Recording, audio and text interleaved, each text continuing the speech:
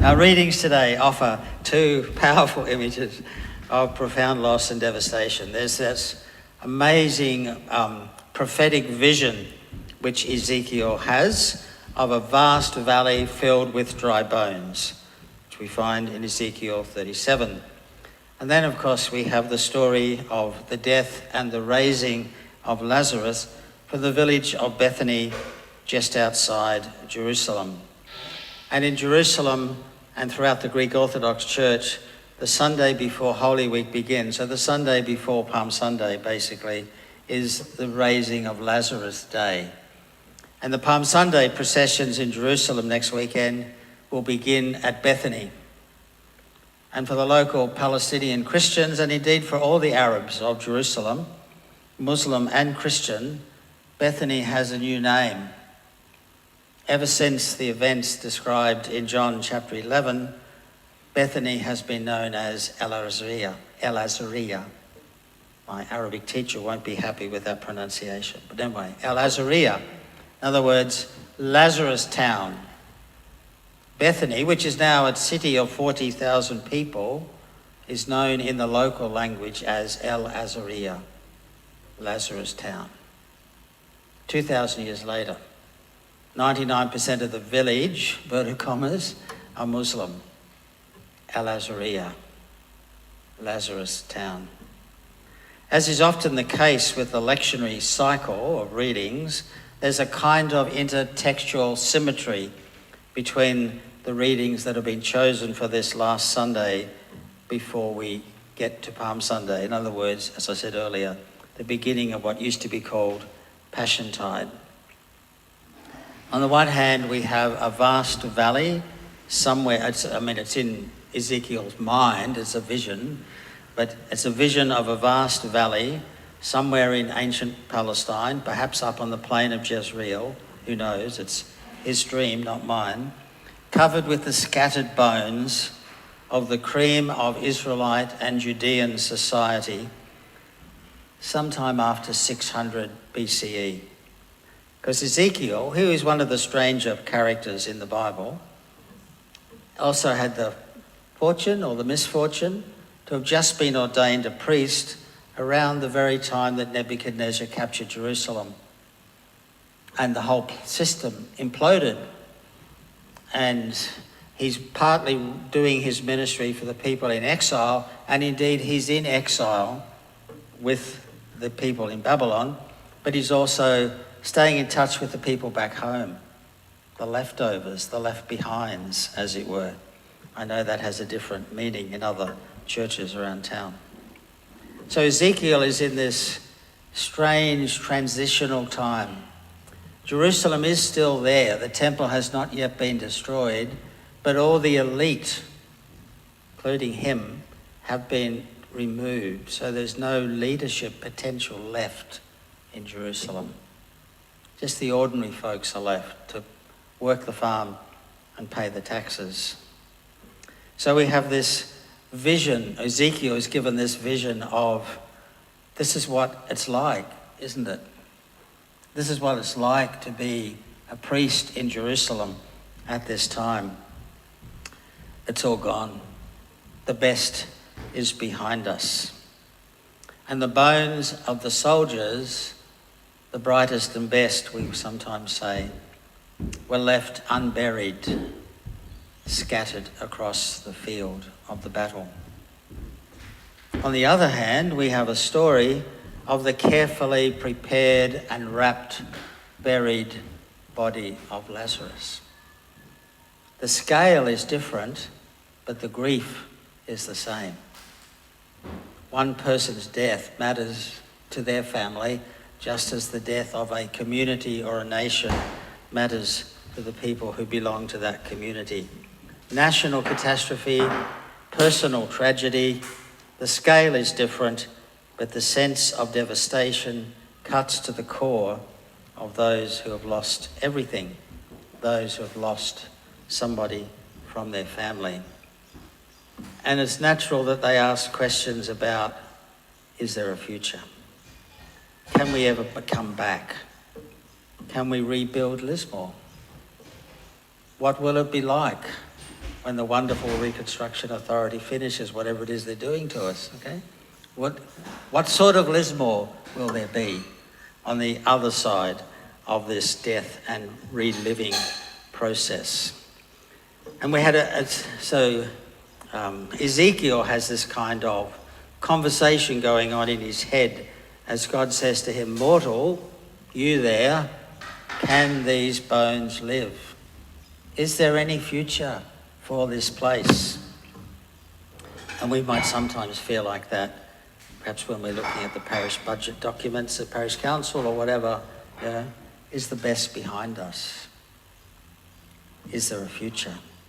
And we overheard similar conversations between Jesus and Martha, and had we read the whole 40-something verses, there would have been a lot more conversations back and forth between Mary and Martha and Jesus. And Martha says to Jesus, she's a strong woman, Martha, in this story. "Lord, if you'd only been here, my brother wouldn't have died." Where the heck have you been, Jesus? Why did you stay those extra few days up in the village of Aboud? Not named in the story, but claimed by the Christians in the village of Aboud. And so we've got this sense, we can almost touch the pain of Martha and perhaps the anger of Martha. You could have made this turn out differently, but you didn't get here. You chose not to come straight away. Strange thing happened during the week.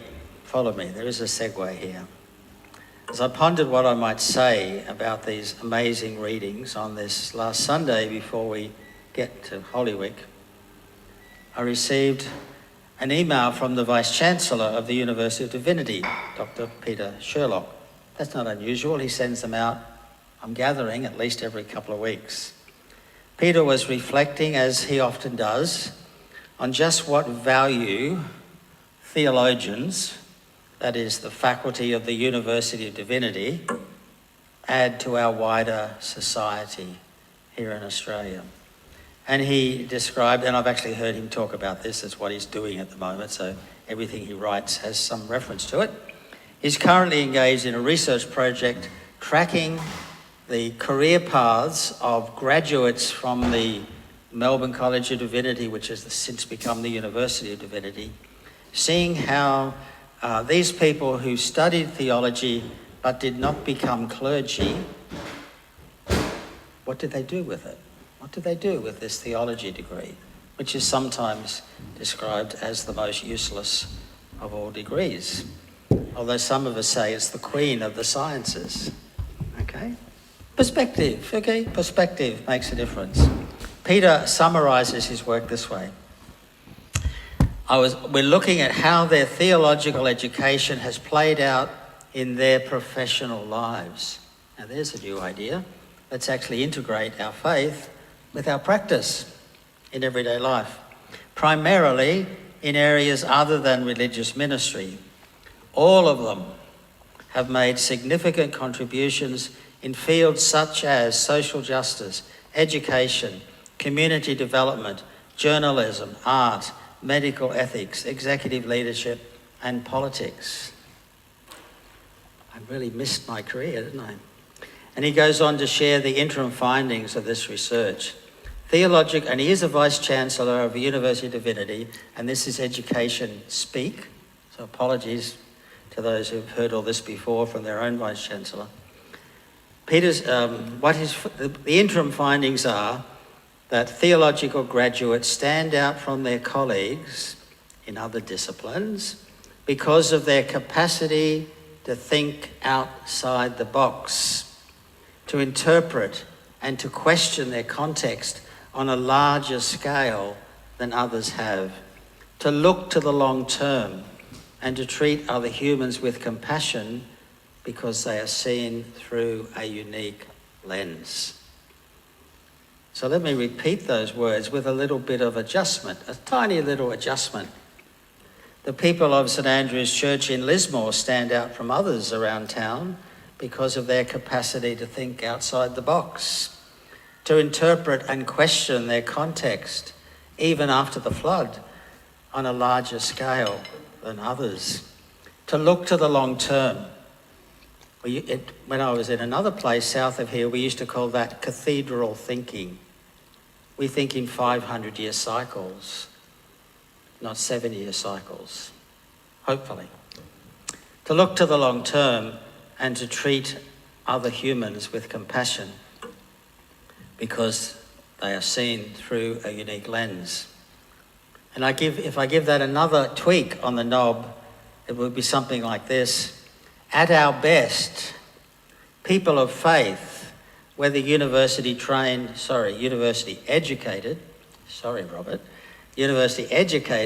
or Sunday school trained, stand out from others because of our capacity to think outside the box, to interpret and question the context on a bigger scale, to look to the long term and to treat other humans with compassion because they are seen through a unique lens. And when I read that email from I almost said Archbishop, that email from the Vice-Chancellor, there are many similarities, I thought, that's what we have to offer. That's the difference we can make. Okay? Because we have a perspective. We see things in a bigger framework and we value each person as a child of God. So I've laboured that point, as you probably have noticed, because I think it's also important for us as a parish during this time of transition. These insights that Peter was offering speak, I think, to the immense spiritual gift we have in our hands and which we need to share with those around us. This is our mission in the community of Lismore and the surrounding villages. We look at the valley of dry bones, which in our case looks more like damaged houses following the floods. And we dare to imagine a fresh start for our city and our villages. And God says to us, community of St. Andrew, can these bones live? And we might say, you mean us or you mean the city? And I think God would say, you work it out. From the grieving family who's lost someone they love and are coming here for a funeral, to the devastated communities across the far north coast, can these bones live? Is there a future here? How do we discern and imagine its outlines? How do we choose to live with compassion despite all that seemed to be broken and frankly over? Peter Sherlock included in his email, I'm sure he has no idea that some little twerp up in northern New South Wales is using his email as a sermon text, but there is proper acknowledgement, it's all properly referenced.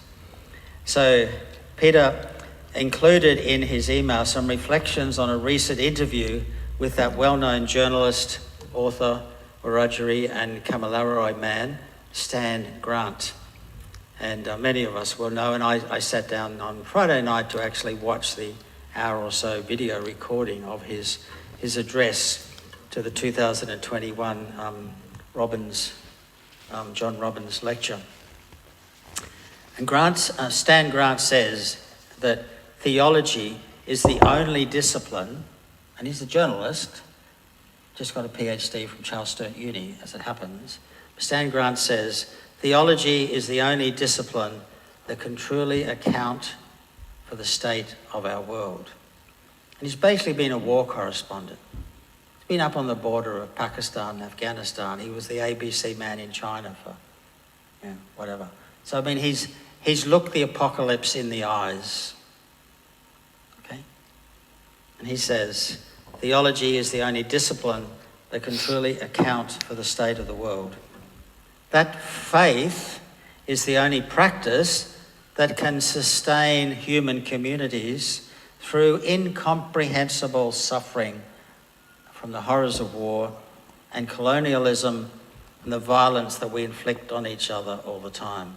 And he's not just meaning Christian faith, because he actually anchored his lecture in some Pakistani Muslim women picking up the pieces of their children with tongs after a bombing attack, because that's all they had left of them. But he saw in them faith, despite the horror.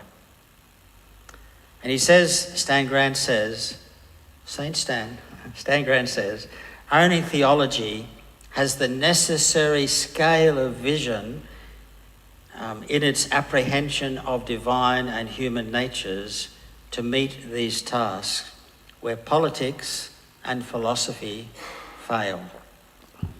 Now, just because Stan said it doesn't mean it's correct, but I found those words both confronting and challenging as well as encouraging.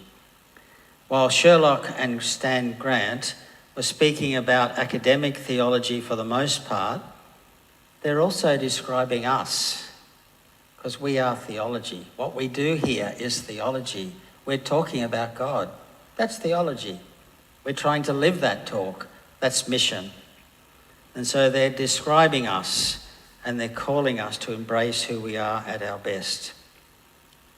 Is the Anglican Church in Lismore a valley of dry bones? Are we busy preparing our church for burial? Can we even imagine a future in which this church not only sits on top of a hill, but it is a light set on top of a hill? And thank you, Ross, for the new lights. Now we just need one on top of the bell tower to really make that analogy work, but there may be some other reason why we can't. Stan Grant would tell us that only people of faith, no matter what their faith is, only people of faith can give our city and our nation a future worth having. That's not just an Anglican thing.